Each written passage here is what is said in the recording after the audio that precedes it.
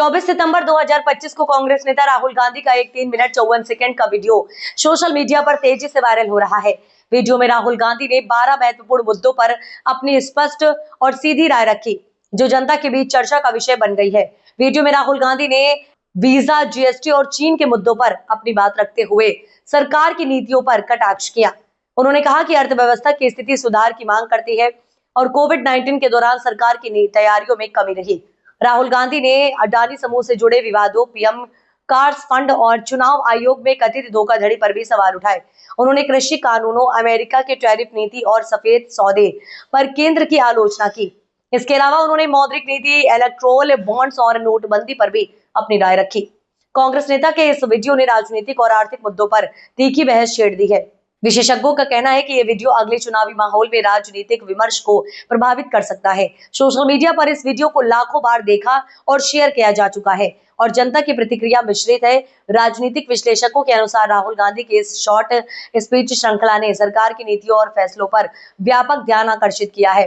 Video में रखे गए बिंदु सरकार की आलोचना के रूप में सामने आए हैं, जबकि समर्थक इसे तथ्यपरक और जिम्मेदार राजनीतिक दृष्टिकोण मान रहे हैं। All news times, ANT news, all news times editor in chief Masood Javed Qadri की रिपोर्ट। चैनल को लाइक, शेयर एंड सब्सक्राइब जरूर कीजिए।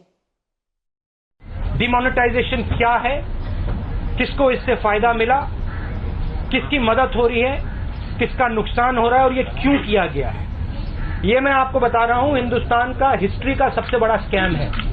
जीएसटी बिल्कुल फेल है, मगर ये सिर्फ फेल नहीं है, ये एक आक्रमण है गरीबों पर, स्मॉल एंड मीडियम बिजनेसेस पर। This is a breach of the official secrets act. The prime minister, who is the only other person who knows about this deal, has informed Anil Ambani.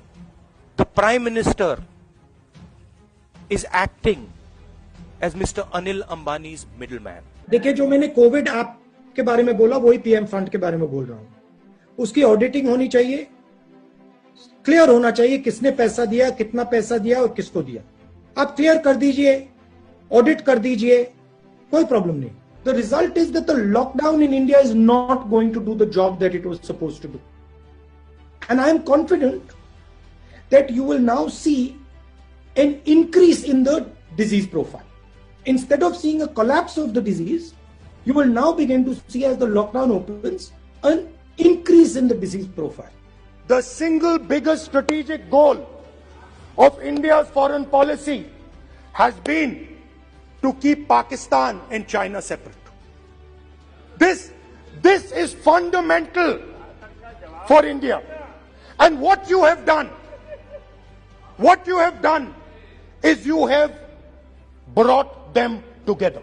Mark my words, take it from me, these laws, the government will be forced to take them back.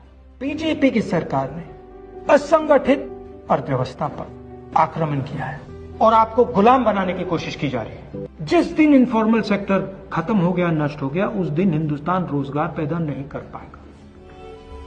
आप ही इस देश को चलाते हो, आप ही इस देश को आगे ले जाते हो और आपके खिलाफ साजिश हो रही है। आपको ठगा जा रहा है और आपको गुलाम बनाने की कोशिश की जा रही है।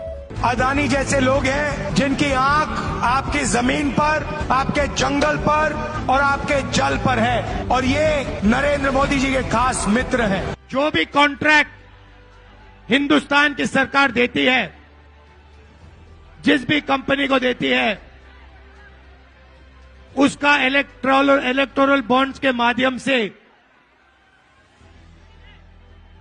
रिश्वत वो कंपनी बीजेपी को देती है। जिनको मोदी जी अपने मित्र कहते हैं, ऑर्डर दिया, सुनो, इस बार गले नहीं लगेंगे, इस बार नए टैरिफ लगाएंगे। वोट चोरी हो रही है और अब हमारे पास ओपन एंड शट प्रूफ है कि इलेक्शन कमीशन वोट चोरी में इन्वॉल्व है।